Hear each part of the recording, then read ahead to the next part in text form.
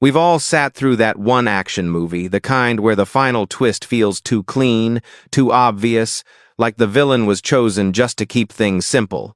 It ends, you nod, but deep down, something doesn't click. That's because some of these stories were never meant to end that way. In the original scripts, before test screenings, studio notes, or last-minute rewrites, there were alternate villains. Some were shocking betrayals. Others were deeply personal. A trusted ally, a family member, the lead character themselves. And in some cases, the twist was so disturbing that studios panicked and pulled the plug. Characters were flipped, motives erased, scenes reshot, entire arcs dismantled to make the film feel safer, neater, more marketable. But with every change, something was lost. A layer of complexity. A darker mirror of the hero. A truth that might have been harder to digest, but impossible to forget. And most viewers will never know what was taken from them. So in this countdown, we're peeling back the studio polish and stepping into the version of these stories that almost existed. These are not just alternate endings. They're buried intentions. Versions where the villain you saw wasn't the villain at all. Some of these twists were rewritten so late, the original lines still echo in the film. Others were wiped clean, leaving no trace. But all of them point to one truth. In action films, the biggest enemy might not be the one holding the gun. It might be the person standing right next to the hero. Let's dive into 15 action films where the villain was completely rewritten just so you'd never know who they really were. Fact has shown. Shoot to Kill, 1988. The Killer in Plain Sight. In Shoot to Kill, the premise is deceptively straightforward. A ruthless killer flees into the wilderness, forcing an FBI agent and a mountain guide to pursue him through unforgiving terrain. The suspense hinges on one question: which member of the hiking group is the killer in disguise? In the final cut, the twist lands safely on a male character introduced with just enough shadiness to fit the mold. Case closed. But that was never the original plan. According to multiple early drafts and accounts from the film's initial production phase, the real twist was meant to blindside the audience. The killer wasn't supposed to be a man. It was going to be Sarah, the soft-spoken female guide, played by Kirstie Alley, beloved, competent, and emotionally invested in the journey. The shock wouldn't just come from the reveal, but from how expertly she manipulated both the FBI agent and the terrain she knew so well. So what happened? Test screenings. According to insiders, audiences found the twist too upsetting and felt betrayed that the only woman in the group trusted and framed as a moral compass was the true killer. Studio executives panicked. The film was quietly re-edited, with new dialogue dubbed and select scenes trimmed. In the final version, Sarah survives and helps save the day. The twist died in the wilderness. And yet, the echoes remain. Watch closely, and you'll find lingering shots, unfinished arcs, and moments where Kirstie Alley's expressions suggest something darker. A character written for duality, repainted in virtue. So the question becomes, did the studio protect the audience from shock? Or did they rob us of one of the boldest villain reveals in action cinema? Fact hash 2. The Presidio 1988. The Colonel Who Was Never Caught. The Presidio unfolds as a crime thriller laced with military protocol and grudges buried deep in chain of command. Sean Connery plays Lieutenant Colonel Alan Caldwell, a hard-nosed officer who clashes with a younger cop investigating a murder on base. Tensions rise, but the resolution is tidy. The killer is a rogue soldier running a smuggling ring. Order is restored. Case closed. But in the original script, order was the lie. Early drafts and set leaks suggest that Connery's character Caldwell himself was intended to be the orchestrator of the smuggling operation. A war-hardened officer disillusioned by bureaucracy, he justified his crimes as restoring balance to a broken institution. The twist? The father figure was the threat all along. Why change it? Reports point to studio pressure and Connery's own clout. Test audiences were reportedly furious when the hero turned villain. Executives feared it would damage Connery's heroic image. The rewrite flipped the antagonist to a faceless subordinate, dulling the political and emotional punch the film once held. But remnants linger. There are scenes where Connery delivers lines that now feel oddly hollow or too emotionally charged. A version of the story where the truth was harder to stomach and more memorable. So, did Connery avoid being typecast as a villain? Or did we lose a powerful statement on how loyalty to systems can rot from the top? Fact #3, Renegades 1989, The Enemy in Uniform. In Renegades, Kiefer Sutherland and Lou Diamond Phillips team up to take down a criminal network after a sacred Native American artifact is stolen. It's the classic buddy cop setup, layered with themes of heritage, corruption, and revenge. In the released version, the villain is a local gangster, predictable, external, and easily vilified. But that wasn't the villain in the original script. Early drafts and even some casting call sheets reveal that the true antagonist was meant to be a high-ranking police officer, a man on the inside, corrupt, complicit, and responsible for orchestrating the theft in collusion with powerful developers trying to displace native land. Why the shift? Studio memos from the time indicate fear of backlash from law enforcement groups and conservative critics. They wanted the film to focus on external criminality, not institutional rot. The rewrite softened the impact, turning a morally complex story into a more generic chase. What's left is a film that feels like it's missing its spine, glimpses of betrayal, hints of cover-up, but nothing fully realized. And in burying that narrative, the film lost the chance to say something bold. Sometimes the badge doesn't protect you from evil. Sometimes it wears it. Fact #4, Blind Fury, 1989. Trust, no savior. Blind Fury is a cult oddity, an American riff on the Japanese Zatoichi films, where a blind swordsman slices his way through corruption with uncanny skill. Rutger Hauer plays the blind war veteran turned protector, hired to escort a boy across the country while fending off waves of armed goons. But there's one thing the final version hides. The man who hired him was supposed to be the villain. In the original script, Hauer's character was unknowingly working for the wrong side. The man who commissions him, presented as a sympathetic figure, was written as a manipulative architect of the entire conflict, using the blind swordsman as a pawn to eliminate rivals and clear a path for his criminal enterprise. What changed? Producers wanted a tighter runtime and a clear hero journey. Subtlety was sacrificed. The villain was moved off-screen, and the mastermind angle was diluted into a generic drug lord. Hauer's character remains heroic, but his arc, originally meant to confront betrayal, was flattened into linear protection. What we lost was doubt. The quiet question of, what if your strength was used for someone else's destruction, and you never even saw it coming? Fact #5, No Mercy, 1986. The lost ending, they didn't want you to see. No Mercy opens with a murder and spirals into a revenge story as Richard Gere's hardened cop tracks down the killers through the Louisiana bayou. Along the way, he falls for the woman tied to the criminal empire he's targeting, and the plot drives toward redemption and escape. But the ending wasn't supposed to be romantic. An early cut of No Mercy, screened only once to a closed test audience, ended with a brutal twist. The woman Gere falls for was the one who set him up from the very beginning. The entire chase, the danger, the romance, it was all part of a deeper manipulation. And she walks away, untouched. What happened to that version?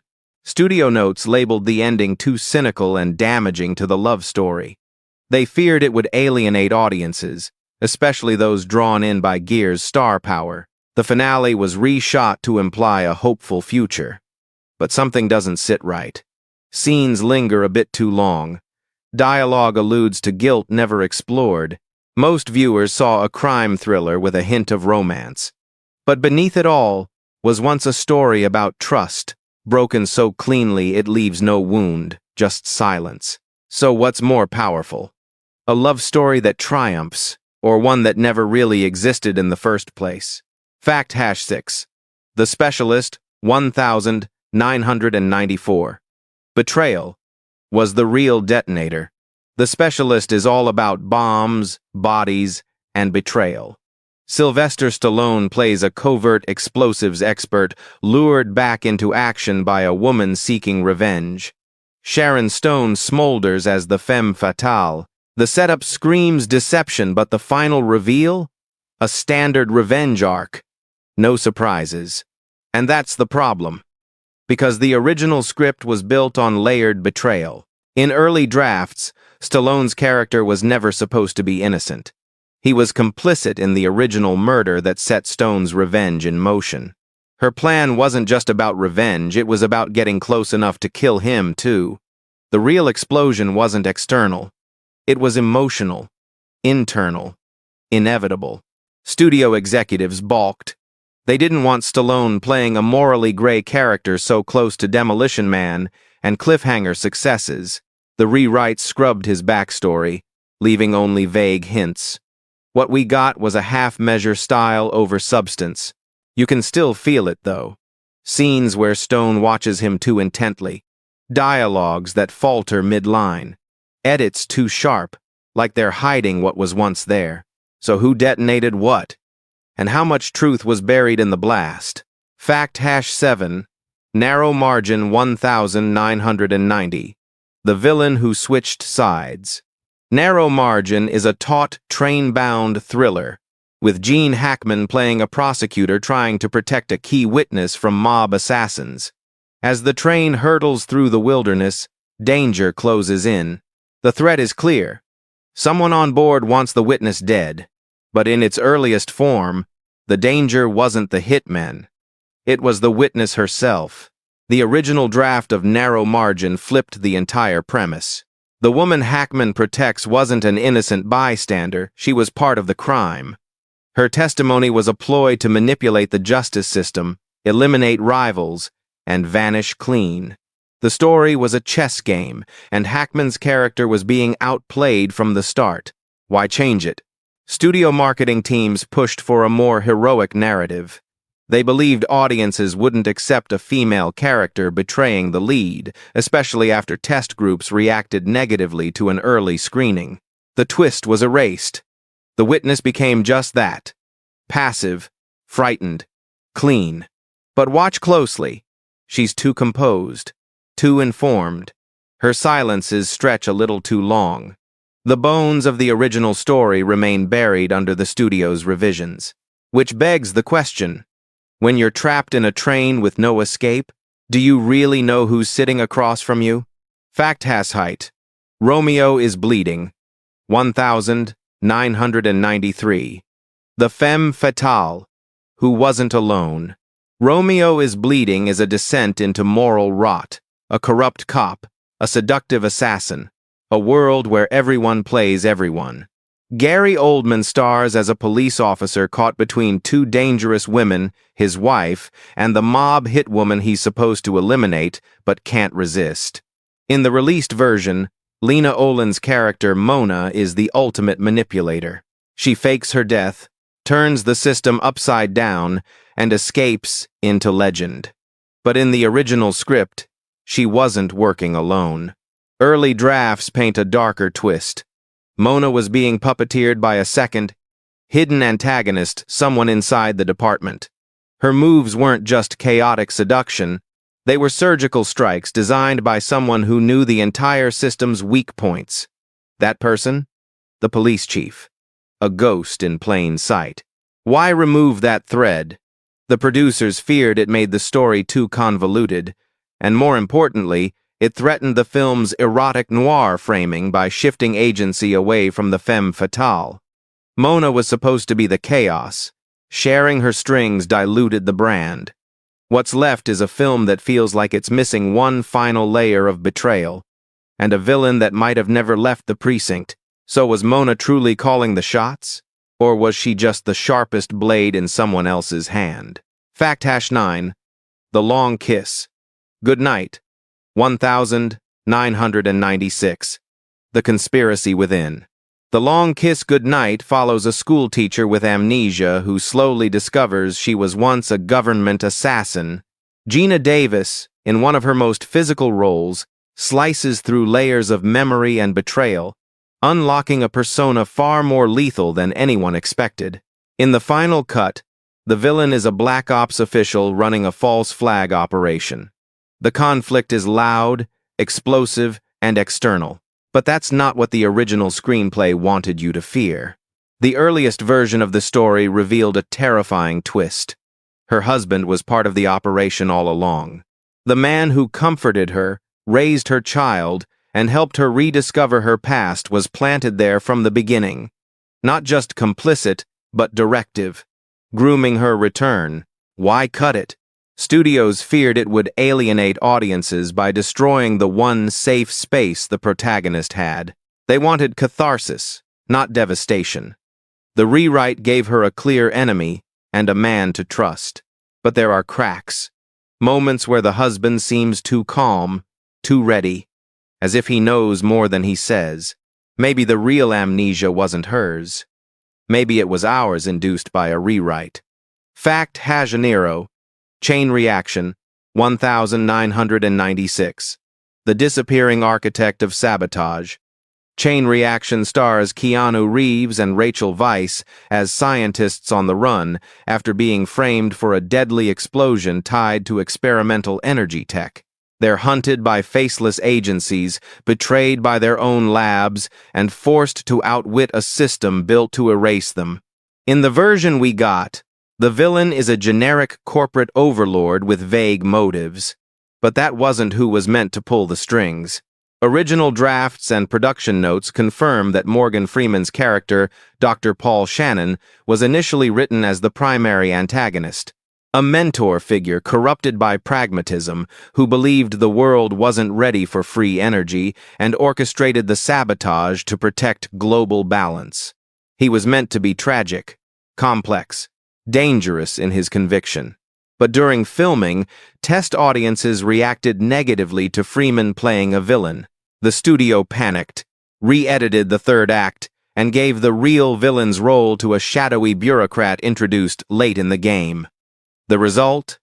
A muddled ending that feels like it dodged a much deeper philosophical punch. So the question is, did we reject the villain?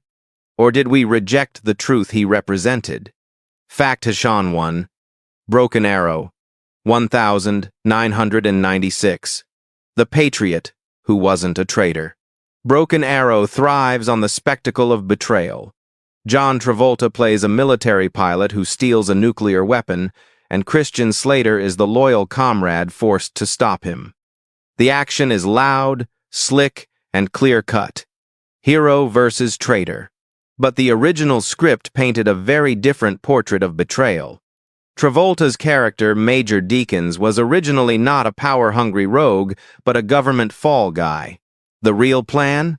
Orchestrated by a shadow network inside the Pentagon. Deakins was to deliver the warhead to expose a covert operation only to be eliminated after serving his role. Test audiences didn't buy it. Focus groups wanted a clear villain, someone to blame. So the rewrite flipped Deakins into a manic egotist. Travolta leaned into the performance, and the film became a popcorn spectacle. But buried in the final cut are leftovers. Lines that imply deeper motives. Glances that hint at betrayal from above. A version of the story where Deakins wasn't the villain, he was the proof that the system had turned inward. So who really broke the arrow? The man who pulled the trigger? Or the institution that loaded the chamber? Fact #2. Eraser, 1996. Witness protection was the setup. In Eraser, Arnold Schwarzenegger plays a U.S. Marshal tasked with protecting a whistleblower from an arms manufacturer conspiracy. It's tech-heavy, full of railguns and betrayal, with the standard framing: government bad, protector good. But the original version blurred those lines. The whistleblower, played by Vanessa Williams, was never meant to be innocent. Early drafts positioned her as a double agent, using the Witness Protection Program to eliminate internal rivals and disappear with stolen tech data. The plot was meant to culminate in Schwarzenegger. Realizing he wasn't protecting her from danger, he was eliminating her obstacles. Why the shift? Studio executives wanted a classic Schwarzenegger dynamic. Clear hero, damsel in danger, evil suits. The twist tested poorly and was seen as too cold for the action crowd. So they rewrote it, sanitized it, turned a morally complex game into a standard shootout. But the bones remain. Williams' performance carries moments of ambiguity. Her composure, her timing, the way she handles classified material like it's not her first time. So, was she ever really in danger? Or was she the one holding the eraser all along? Fact-3. Executive Decision 1996. The hero who was supposed to die early. Executive Decision is remembered for its mid-air tension and ensemble cast. Kurt Russell leads the charge, but Steven Seagal's presence looms large until his shocking early death in the film. It was bold, unexpected, a statement. Except, it wasn't the original plan.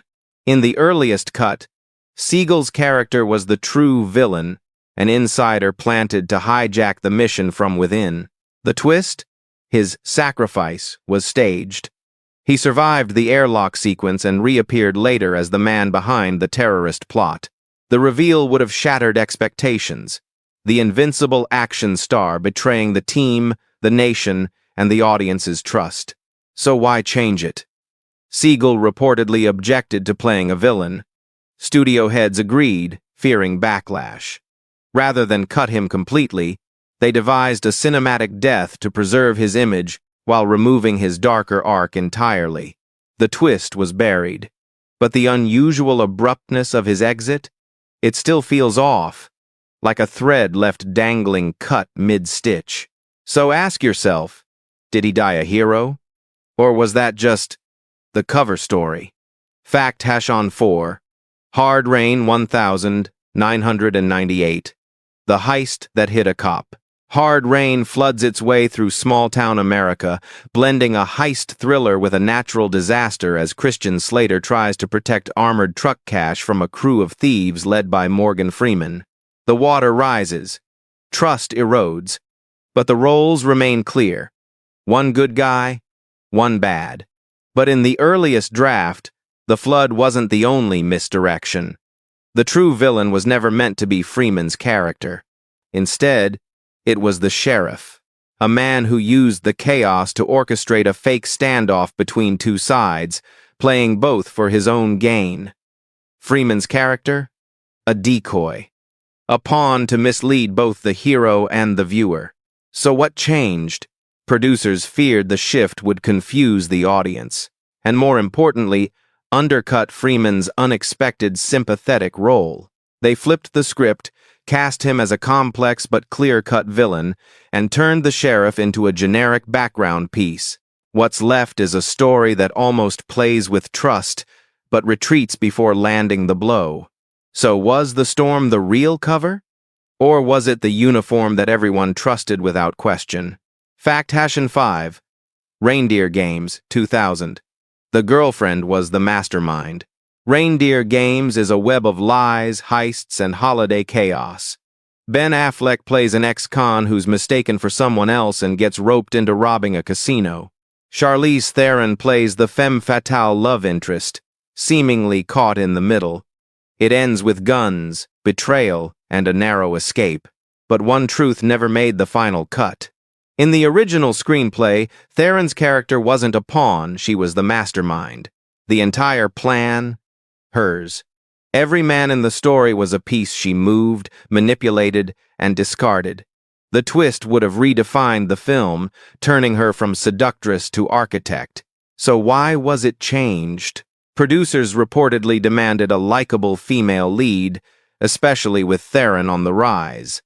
The rewrite softened her motives, gave Affleck a bigger win, and traded narrative impact for commercial comfort. Yet, watch her performance. Her eyes move before her dialogue does. She calculates every scene, as if she's waiting for a version of the film that never made it to theaters. So, was she ever really in love? Or was everyone just playing her game? Bonus fact: Outland 1981. The corporate villain you never saw. Outland is often called High Noon in Space. Sean Connery stars as a lone marshal on a mining colony who uncovers a drug ring. He fights off hitmen, corruption, and apathy, all while trying to survive long enough to expose the rot. In the final version, the villain is a faceless executive giving kill orders from Earth. But in the original draft, the villain was on the station with him, a character we knew. A friend. A quiet administrator who'd built trust over time. The twist? He'd been orchestrating the smuggling to fund off-world political ambitions. The betrayal was personal, physical, inevitable. So why remove him? Producers didn't want Connery to face a villain with emotional complexity. They wanted a clear David versus Goliath, a distant evil. So the character was rewritten, the twist stripped, and the story lost its soul. Outland still works, but it could have been unforgettable. So ask yourself, is it better to know your enemy's face, or never see it coming? CTA, get video, mutchamtu. Villains aren't always who they seem. Sometimes they're edited out, rewritten, softened to fit the narrative the studio thinks you'll accept. But behind every action film polished for mass appeal is a version that cuts deeper. So now we turn it to you. Which twist shocked you the most? And which one do you wish they had kept? Drop your thoughts below, and if you've heard rumors of other rewrites we missed, let's dig into them together.